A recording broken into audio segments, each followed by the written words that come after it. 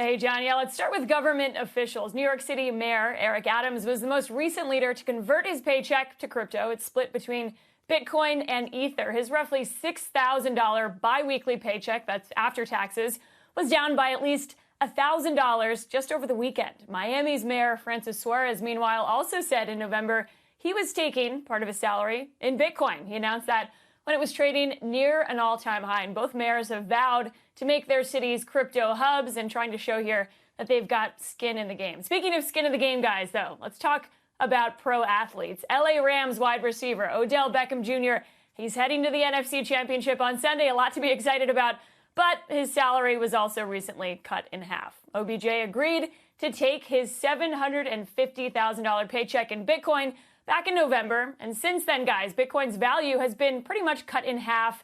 And that's not including taxes or fees. You got Aaron Rodgers as well, converting part of his salary into Bitcoin. #1 draft pick Trevor Lawrence, he took his signing bonus in crypto. There's at least 7 other NFL players doing this and a handful of NBA and MLB players. And for individuals holding crypto, they owe taxes on the price where they bought it. So that can cause even more pain if the price goes down. For companies, there's at least 27 public companies now holding Bitcoin on their balance sheets. MicroStrategy is by far the biggest. They've got the biggest holding, followed by Tesla, Galaxy Digital. You've also got Block, formerly Square, in the top 10 as well. And if the price of Bitcoin drops below the price where the company bought it, they have to take what's known as an impairment charge. So look out for that during quarterly earnings in the next couple of weeks. Finally, El Salvador. President Nayib Bukele has been adding Bitcoin to the country's balance sheet. Last Friday, he scooped up another 15 million of what he called really cheap Bitcoin. He also changed his Twitter profile picture to him wearing a McDonald's outfit. He's been a very, very vocal Bitcoin bull on Twitter. The IMF, meanwhile, yesterday recommending that El Salvador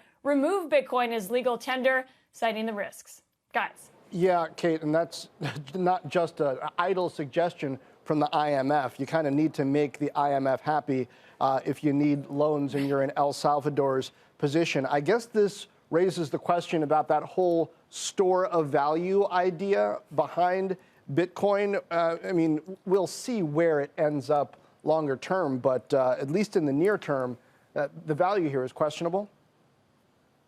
That's right. Well, and a cautionary tale here, too. It's one thing to invest in cryptocurrencies, but to take your salary in Bitcoin is an even bigger risk. There's tax implications. And if you look at a lot of these NFL players and celebrities sort of getting into the crypto space, they've got a lot of influence. So this really is a good reminder that even athletes and celebrities who might be making more than the average American, who may be setting the trend by either investing in crypto, taking their salary in Bitcoin, it's a good reminder to people that there are risks, and those who have been in the space for years and years have been reminding people that, yeah, this is the way it goes. There's a lot of volatility. A few years ago, the price dropped by 75%. So just a good reminder of the risk here.